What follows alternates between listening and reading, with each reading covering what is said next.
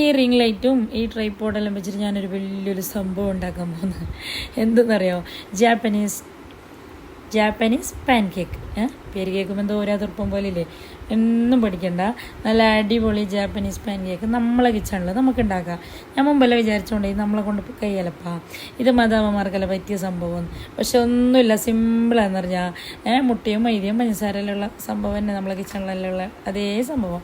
അപ്പോൾ കയ്യിൽ നിന്ന് പോയി പ്രശ്നമില്ല, അടുത്ത നേരാക്കാം. ഒരു കയ്യിൽ ഫോണും ഒരു കയ്യിൽ പൈപ്പും വേഗം പിടിച്ചിട്ടാണ് ഞാൻ ഈ കളി കളിക്കുന്നത്. അങ്ങനെ എല്ലാ പാൻ കേക്ക് ചുട്ടെടുക്കുന്നുണ്ട്, പകുതി ഗ്യാസിലും വെച്ചിട്ടുണ്ട്. അപ്പോൾ ഈ ചോക്ലേറ്റ് ഒരു വൃത്തിയില്ലാതെ പോലെ ഇല്ലേ, അതിങ്ങനെ ഒരു കയ്യിൽ ചെയ്തതുകൊണ്ടാണ് ഇങ്ങനെ ആയത്. അപ്പോൾ എല്ലാം ഞാൻ റെഡിയാക്കുന്നുണ്ട്. ഇത് നല്ല സോഫ്റ്റാണ്, അപ്പം എല്ലാം എടുക്കേണ്ടത് നല്ല സൂക്ഷിച്ചിട്ട് മറിച്ചിടണം. അപ്പോൾ എല്ലാത്തിലും ചോക്ലേറ്റ് ഡിപ്പാക്കിയിട്ടെല്ലാം വെച്ചിട്ടുണ്ട്. ഇത് ഞാൻ മക്കളെ കഴിക്കാൻ അടിപൊളി ടേസ്റ്റാണ്.